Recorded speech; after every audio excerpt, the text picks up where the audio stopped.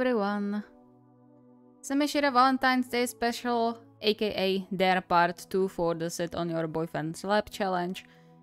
Don't be freaked out that it's Valentine's Day Special, because when it first came out, it was on Valentine's Day. Yeah, I know, the timeline's not as well adjusted to the real world, but it's a re-upload. What can I do? As always, special thanks to my lovely patrons and all of you who subscribe and watch these videos. You are keeping this channel alive and going. Thank you very much, and I hope you will enjoy.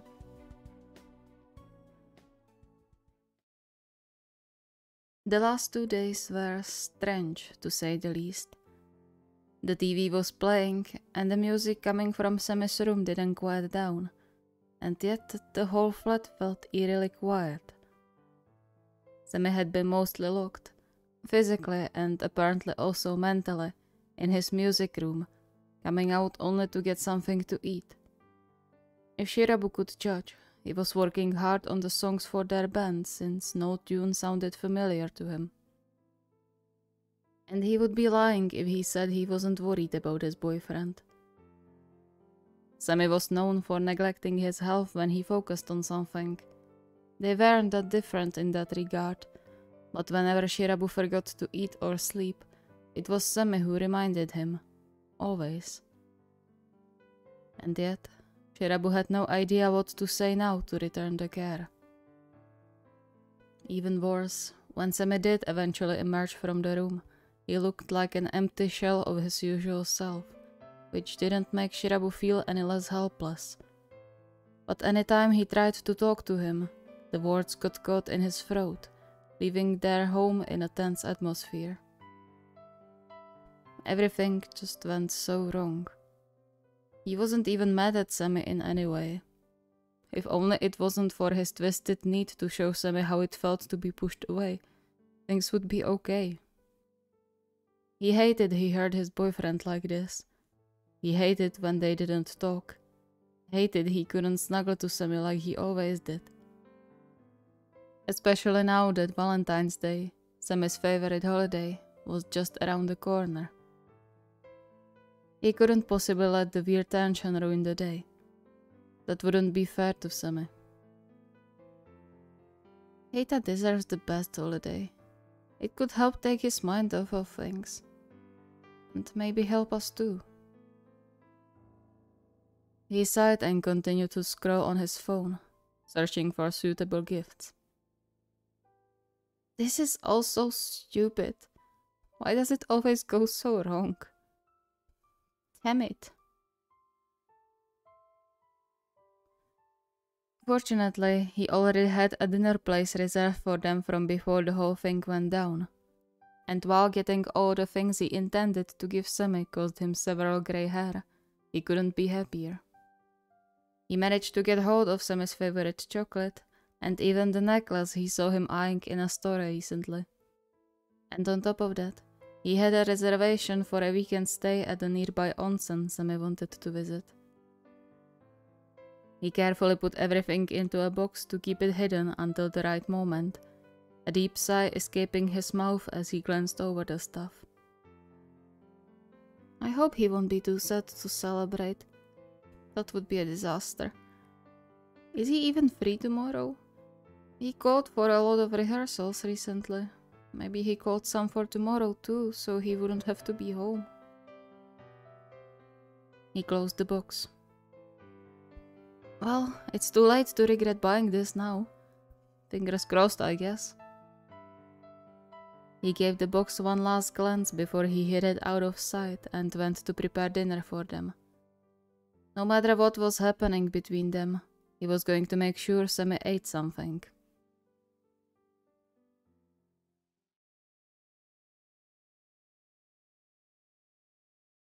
The silence at the table was almost deafening. Shirabu seemed even more tense than before, serving them dinner without a single look in his direction, and Semi's heart sank even deeper. He knew he messed up. Sure, he hated when people interrupted him, especially when he needed time alone. But this was Shirabu, his boyfriend, not just anyone. Even if it was just for a challenge, he should have been more welcoming. And now Shirabu was clearly mad at him, and he didn't know what to do. He wanted to apologize, all the time, but Shirabu's flat looks in his direction always took wind from his sails. Like now. You are a goddamn coward, Eita. Though perhaps he deserved the cold shoulder. This whole situation was his fault after all. Are you busy tomorrow? The question came so suddenly, Semi almost dropped his chopsticks. Oh, right. It's Valentine's Day tomorrow. Though Kenji never liked celebrating it, so why? Not really. Do you have something in mind? Maybe they could spend Valentine's Day together. Maybe it could help smooth over the cracks that... Nothing in particular. I just wanted to know if you'll be home or not. Oh. Am I annoying you already? No wonder with all the playing. I can go out if you want me to. I can call extra meeting with the band, I suppose. Hirabu nodded. Yeah, that could work. Could you meet over afternoon? You could finish at about 6 that way. Semi bit his tongue, lowering his eyes to the food in front of him. Sure. I guess you don't care about celebrating after all. I wouldn't be surprised if you forget completely. But don't worry, I'll be gone for as long as you need. I'll call Ichigo, there will be rehearsals. Okay, just call me when you finish. Semi opened his mouth to ask why, but his voice betrayed him again. And so he just nodded, keeping his eyes buried into the table. I guess you really have enough. He returned to the music room and frowned at the hoard of crumpled papers all over the floor and table. Since their quarrel, he kept trying to think of how to convey his apology. He was always better with songs than actual words, with music being the best way for him to express his feelings. His only real talent. But now it seemed like even that disappeared together with Shirabu's favor. He angrily kicked one of the balls across the room and slumped on the chair with his head in his palms. Why do you always have to fail when it counts? Sighing, he grabbed the guitar, even though he was in no mood to compose. But the time was running out, and he had to do something. Otherwise, he risked losing Shirabu for good. Nothing changed. Their flat was still mostly silent. Shirabu still looked upset, and Semi didn't manage to write a single verse.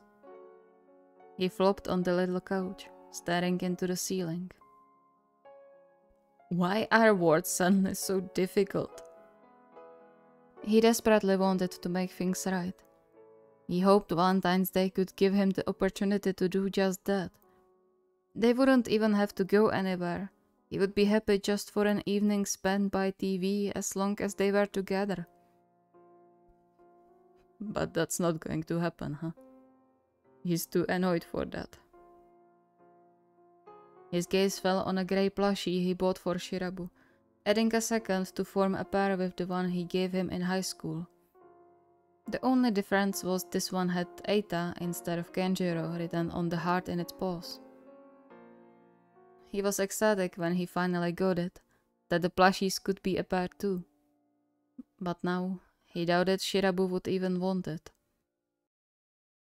As a last desperate attempt, he scribbled a long and probably horrible apology note and put it to the plushie on the table so Shirabu could eventually find it.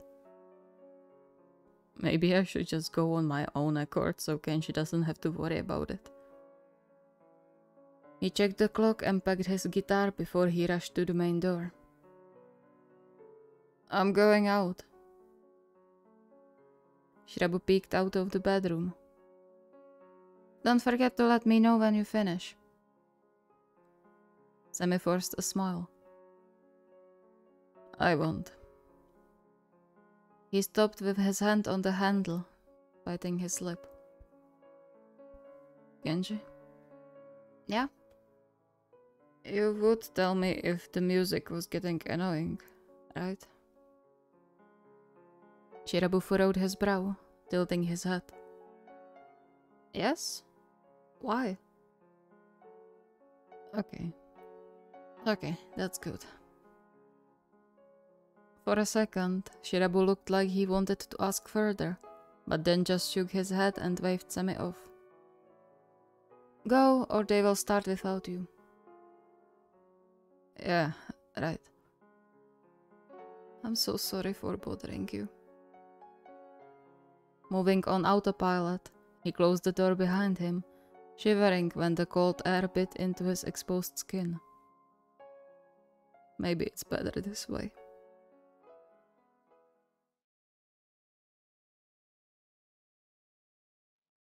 Shirabu felt horrible for kicking Semi out like this, without an explanation, but he wanted the small celebration to be a surprise. He couldn't risk Semi walking out on him.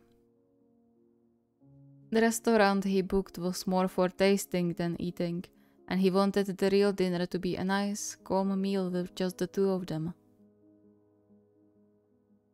Hopefully it's going to go well. He put all the gifts on Semi's side of the table, taking care of arranging everything nicely before he returned into the kitchen. 2 hours went by like nothing. The food was ready, the time of the reservation was getting close, and Semi still hadn't called. Shirabu sat slumped by the table, all kinds of emotions ranging from disgruntlement to worry swirled in his head as he checked his phone again and again, waiting for a new message or a call. Where the heck is he? He promised he'll let me know. I hope he's not too out of it to forget. Or he's hurt and can't call. The thought sent cold shivers down his spine. Giving up on waiting, he dialed Semi's number, only to get startled when the phone rang from the music room. Oh, explains the lack of calls. Any anger he might have felt disappeared, replaced by pure worry. He went to fetch the phone, his gaze falling on the bunny plushie immediately as he crossed the threshold. His heart fluttered before he paused in his tracks, noticing the note by the plushie. He took it and quickly read the content of it, his chest constricting with every word. Kenji, I'm so sorry I have to write this too, but words are failing me right now, just like I'm failing you all the time. I just want you to know I didn't mean to upset you with the challenge and all around it. You have full right to be angry at me, and I'm so sorry for that. I guess you need space from me today, and that's okay. Just say a word and I'll disappear for as long as you need.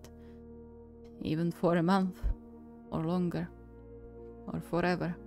It's fine. As long as you are happy, I am too. And if you need me to disappear from your life to be happy, then it's fine. Anyway, I know you don't like Valentine's Day, but still, enjoy the day as much as you can and be happy. That's important. I love you. Oh no, Eita. He startled when the phone in his hand rang again, name Echigo on the display. He hesitantly picked up. Hey Eita, I hope I'm not interrupting anything. It's Shirabu. Oh hey, long time no see. Is Eita with you? Shirabu paused. I thought he's with you. He said he got extra rehearsals. He even took the guitar with him. There was a short silence on the other end. Huh. That's weird. Ill feeling settled around Shirabu's stomach. What's weird? What's going on? Well, we were supposed to have the rehearsals, right? But he didn't show up, so we thought you two made plans and he forgot to tell us. Which would be weird since he never forgets to remind us how single we are, but hey, happens.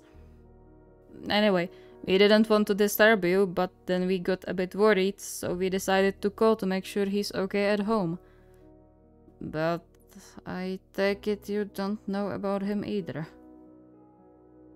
The floor swayed under Shirabu's feet, an invisible, ice-cold hand digging its claws into his heart. No, he promised he will be home at 6 and that he will call me when you finish, but he left his phone at home and he's not here. Shit. With his throat slowly tightening, Shirabu reread the note. I'll leave for as long as you want. No. No. He wouldn't just leave because of this, right?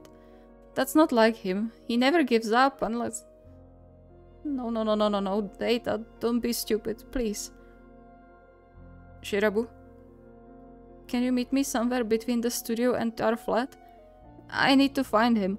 What if he got hurt or someone hurt him and he can't call for help because the phone... I need to find him. Of course. I'll get address and call some hospitals, okay? Meet us at the park near the train station? Okay, yeah, I'll be there. Okay. And don't worry, we'll find him, for sure. Shirabu desperately wished it was true. He hung up, his knees almost giving up on him. Why would you leave? I don't want you to leave. Please be okay. He threw a coat over his shoulders and sprinted out of the door. His mind raced, frantically thinking about where Semi could go. He met with the rest of the similarly worried band about 10 minutes ago, getting only a small amount of relief from Echigo's reassurance that no hospital seemed to accept a patient of Semi's description. Alas, that didn't have to mean anything. Perhaps no one just called the ambulance yet. Or police. He shivered, and not because of the cold. No, stop. He's fine. He is. I would know if something happened to him or if he was... He stopped that thought and desperately latched onto that sliver of hope. Yet the guilt-ridden thoughts didn't leave him alone for long, bombarding his mind with every step he took. If they just talked things out, if he didn't chase him out, Semi could have been safe at home, warm and alright. Nothing from this would happen. Please forgive me, Eita. Just don't do anything stupid. Come back to me, please. He froze in his tracks. Eita? Just a few steps ahead of him, slumped over and covered in thin layer of snow, sat a man on the park bench, a guitar case laid by his feet. He didn't react, but Shirabu was sure he wasn't just imagining things. It was Semi. A heavy boulder fell from his heart as he rushed to his boyfriend. He knelt in front of him to take his face in his palms, taking note of how pale and cold his skin was. Eita, come on, you can't sleep now. Look at me, please. This time, Semi raised his head, his movements slow and drowsy, looking at him with unfocused eyes, but otherwise he seemed unharmed. Kenji? Shirabu's vision hazed. Yeah, I'm here. You scared me, you know? You can't just disappear on me like this. Semi blinked slowly, visibly confused. You looked for me? Of course I did. You didn't take your phone. No one knew where you went, and that note... Why did you leave like that? I thought you wanted me gone. So I thought, I'll save you further stress and go. Shirabu could swear he heard his heart shatter. He wrapped Semi in a tight embrace, feeling his body trembling from cold and the soft sobs sounding by his ear. He sniffed, unable to hold his own tears back anymore. Don't do this to me again, ever, you hear? You scared me so much. I was so scared you are hurt or that you did something stupid. You didn't even take your coat. What were you thinking? I thought you wanted me gone. No, that's not what I wanted at all. I needed time to prepare a surprise for you for Valentine's Day. I didn't want to get rid of you. I'm so sorry. I didn't want this, I swear. Semi paused, his hands hesitantly clutching the sides of Shirabu's coat. So you don't you dare to finish that sentence. But... No, shut up. Nothing like that. He tightened his embrace, rubbing Semi's back to hopefully get some warmth into his skin before he gently tugged him to his feet. He needed to get Semi somewhere to warm up and rest, and fast. Let's get you home now. He led Semi to their bedroom, still holding his hand as he did the whole way in case Semi got any other dumb ideas. Though judging by the way Semi wobbled forward, Shirabu doubted he would be able to do anything else than collapse in bed and sleep. Kenji? Yeah? Did you really just want to make a surprise for me? Shirabu helped him to sit down and cupped his cheeks, glad his skin was now much warmer. Yeah, I wanted to do something nice for you, and maybe make things better between us with it. I'm sorry. Don't be, it's okay. We can talk when you are rested and it's going to be fine again. No, I mean Valentine's Day. I ruined it, didn't I? No, you didn't. We can always celebrate on our own tomorrow, but you need to sleep first. Semi nodded, his eyes already closing. Okay. When Shirabu woke up the next day, he found the bed next to him empty.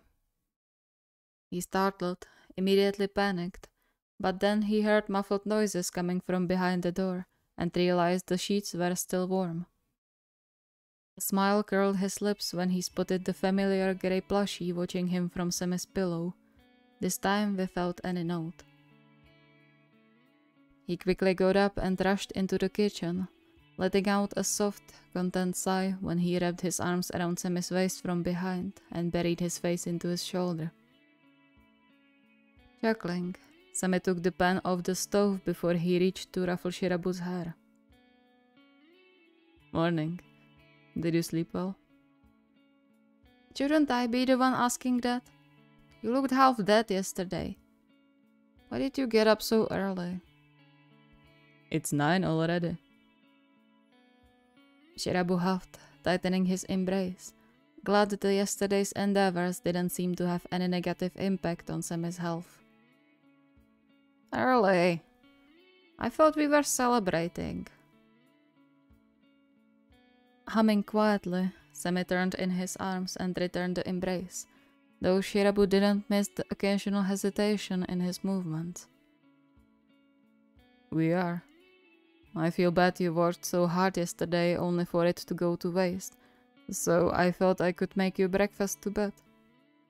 But since you are here already, I suppose we can eat by the table. He bit his lip, looking away. Also, about yesterday, Shirabu silenced him with a kiss before he could continue. Don't worry about yesterday, or the challenge. We are both dumb, that's all. I shouldn't have been so nasty to you, and you should already know I'll never send you away. He waited for a moment to be sure Semi understood what he just said. Anger fully aimed at himself for not recognizing the signs Semi was hurting sooner bubbling in his chest. Then Semi sighed and leaned in for another kiss. I'm sorry. And thank you for not giving up on me. As if I could ever give up on you after all that shit I put up with during high school, Mr. I'll slide those stairs on a wooden plank because I want to look cool. That was one time, come on. You ended up in the nurse's office and on bed rest for another week. I have to remind you what a massive dumbass you were. To his immense happiness, Semi's lips curled up. And who says I didn't plan that? Remember, it brought you to visit me and take care of me that whole week. You didn't plan that. No, I didn't, but it had the desired effect. Shirabu sighed, for a moment wondering why on earth he had to love this idiot of all people. But then his mind reminded him of all the great memories they made together, of all the awesome moments they had spent together, and he had to smile, nuzzling their noses together. Sure, whatever you say. Can we still take the breakfast to bed? I don't want to get up yet. Smiling, Semi kissed his forehead. Of course. Can you take that tray? I'll be there in a bit.